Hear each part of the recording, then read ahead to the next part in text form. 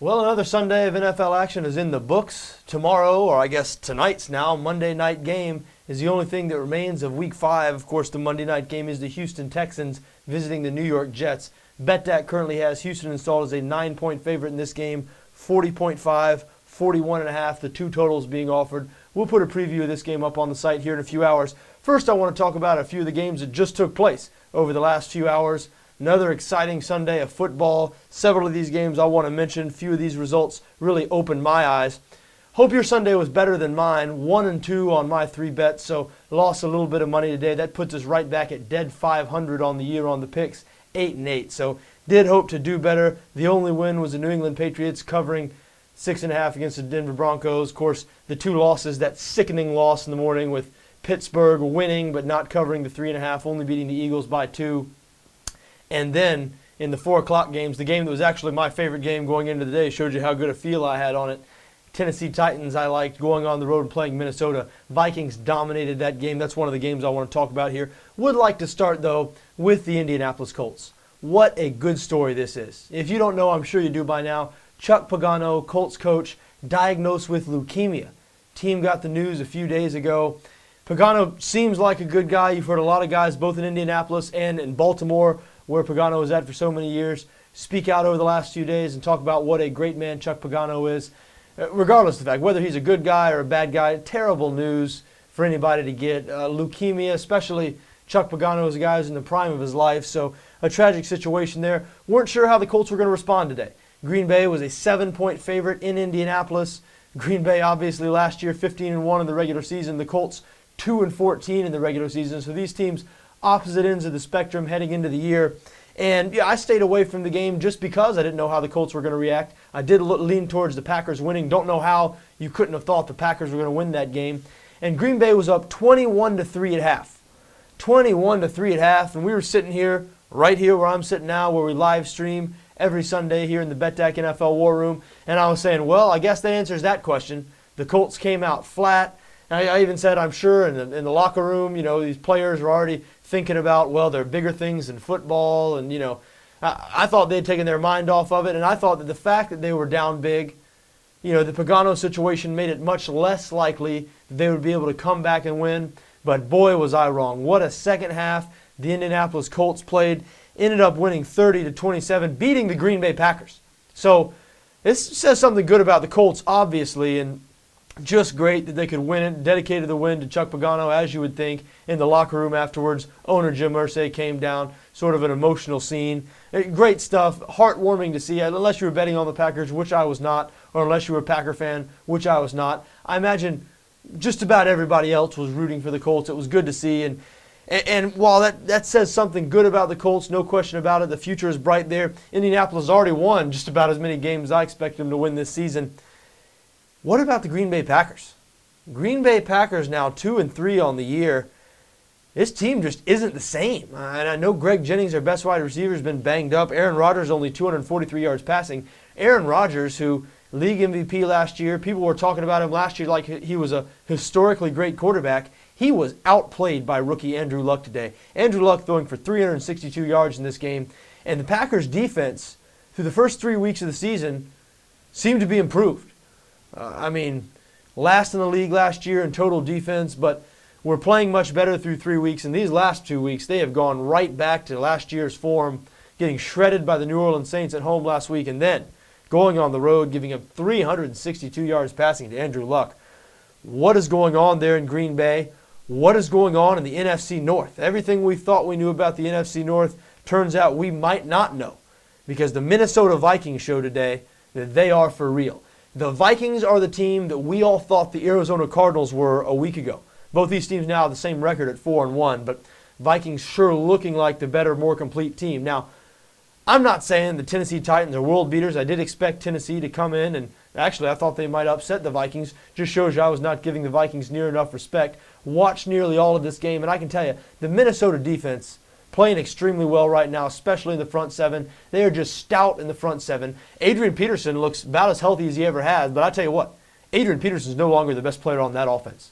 Percy Harvin, goodness gracious. Have you seen this guy play this season? If you have not, do yourself a favor and watch this guy play. Another 2-touchdown day today, over 100 yards. receiving. Of course, they also hand him the ball. He also returns kicks, really does it all, and I can't blame him. I think they're doing a great job getting it in his hands as often as possible. He is one of the top 4 or 5 offensive players in the game today. I believe that. I've kept going. My praise of Percy Harvin has kept on escalating as the years progressed.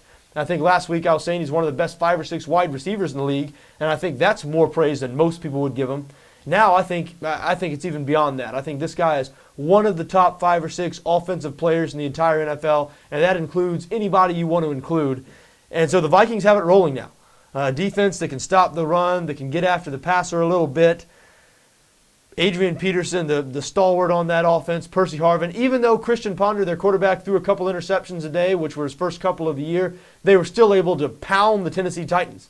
And once again, I know Tennessee, not that great a team. You won't get any argument from me, but the Vikings did what good teams are supposed to do against bad teams, beat them easily. And I think now we can officially call the Minnesota Vikings a good team, which is a shock. I mean, who would have guessed that right now, through 5 weeks, the Vikings have a 2-game lead over Green Bay in the NFC North? Certainly not me, but this is why we love the NFL. We, expect the unexpected when it comes to the NFL, teaching us that once again this year. Another game I want to talk about, an opponent the Vikings beat a couple of weeks ago. Really, the only chink in San Francisco's armor all year has been that loss to Minnesota. They've won all their other games. They've won them in convincing fashion. And I'm starting to look at that game less and less as sort of an aberration, and more as just maybe Minnesota is just so much better than we thought, and the Niners really had their hands full on the road in that game. But since then, the Niners, again today, 45-3 over Buffalo. I know we're going to see the Houston Texans play tomorrow night, or I guess tonight, and they might be the best team in the league. Atlanta also undefeated. They beat Washington today by 7, but I'll tell you what, I know the Niners aren't undefeated anymore. But the last 2 games, they have played NFC East opponents, New York Jets, Buffalo Bills. They have won those games by a combined score of 79-3. Not only was the defense dominant today, the San Francisco offense just rolled that Buffalo defense. Buffalo, what can you say? What can you say? All the money spent in the offseason on that defense. Free agent acquisition, Mario Williams, the other defensive end, Mark Anderson, the 4 high draft picks used on defense. This defense is as bad or worse as it ever was before. In the first 4 games, Buffalo gave up a combined 100 points to the 2 division opponents they played, New England and the Jets. And then they go on the road to San Francisco today, a conservative offense, San Francisco not known as an explosive offense. And they allow 45 points to the San Francisco 49ers. Same old Buffalo Bills. They appear to be ready to assume their position as doormat of the AFC East. That's because the team that we all thought, when I say we all, I mean me, most people you heard making predictions on the NFL this year, we all thought the doormat in the AFC East was going to be the Miami Dolphins. It is apparent that that is not the case and will not be the case. The Miami Dolphins, after a couple of close, tough losses over the last couple of weeks, finally pulled out a close, tough win today on the road against the Cincinnati Bengals, a team that made the playoffs last year and was playing well this year. Aside from their Week 1 game in Baltimore, the Bengals have looked good. So I think this is not so much a case of the Bengals played bad or the Bengals aren't as good as we thought. I think the Dolphins are just so much better than any of us thought, me included. And quite frankly, I still don't know how they're doing it. Reggie Bush rushed for around 50 yards today. Tannehill threw for around 220 yards, no touchdowns. Now, no interceptions, played a clean game, but and the Dolphins are not scoring a lot of points. Obviously 17 points, once again, less than 20 points. Still, it's enough to win. This defense playing very well. This offensive line, one of the better offensive lines in football. The Miami Dolphins, once again, I don't know how they're doing it. I can't put words to it, but it doesn't really matter. They're keeping these games close. They're sort of mucking them up. These are ugly games they've been involved in the last few weeks. Once again, a win here. Once again, I guess they lost their last couple of games. They hadn't won one since they beat Oakland at home, but a big win over the Cincinnati Bengals. Miami, they're in second place in the AFC East. Look out now, but after the Jets lose, as we all expect them to lose to the Texans here in a little bit, the Jets, the Bills, and the Dolphins will all be 2-3. New England only 1 game ahead at 3-2.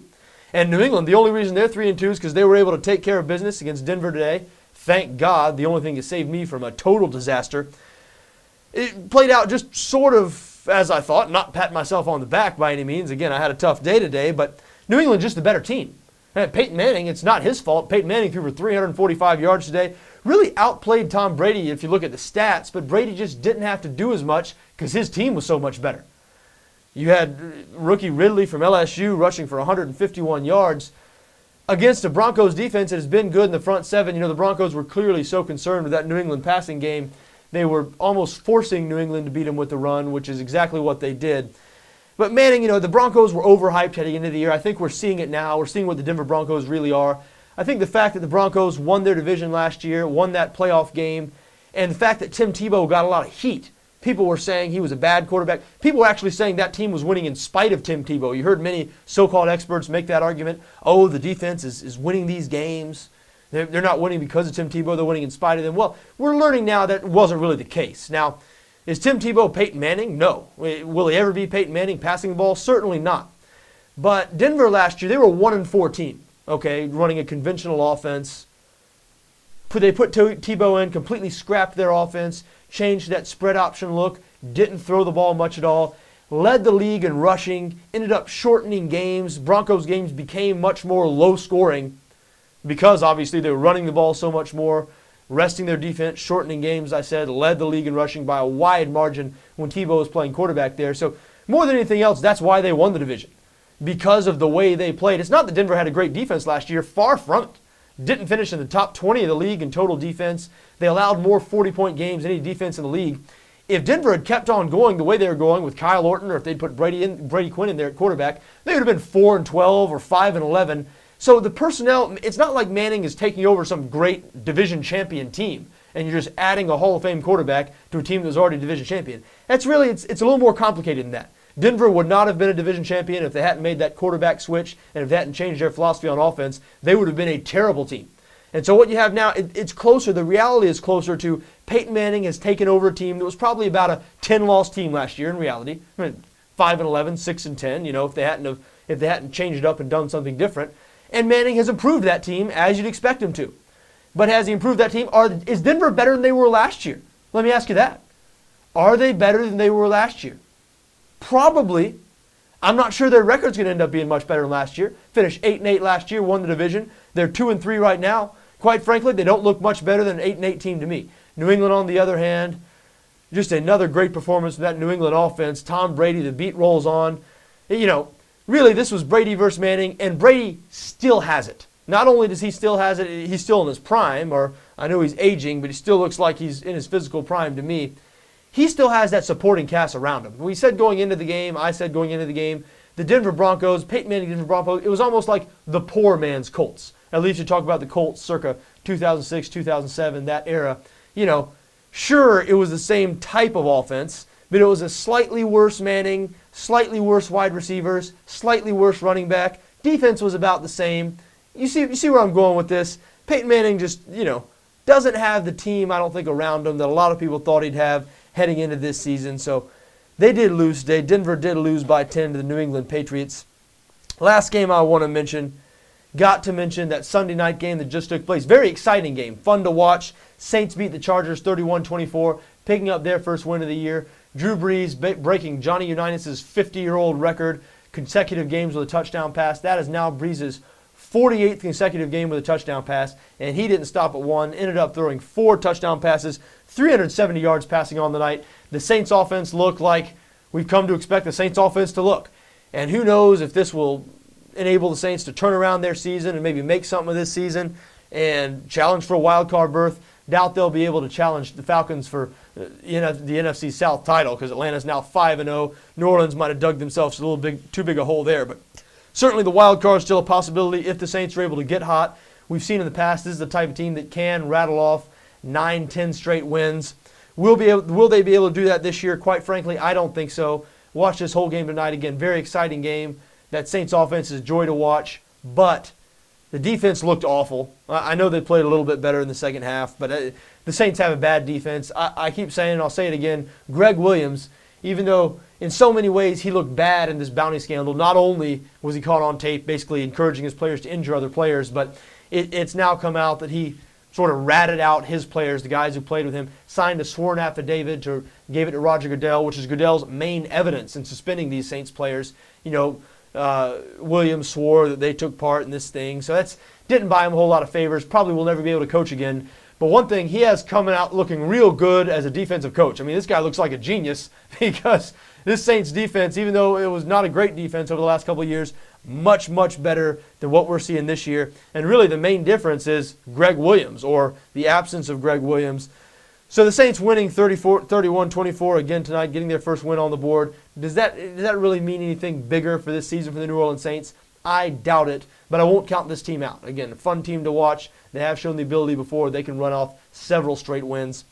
One more game tonight. One more game is going to wrap up the week. Houston, as we said, a 9-point favorite on the road against the New York Jets.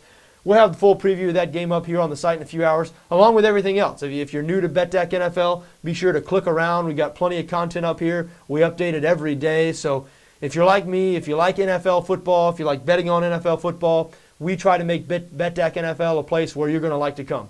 If you have any suggestions, feedback on the site, you can always reach me personally, John at BETDAQ NFL. That's JOHN at BETDAQ NFL.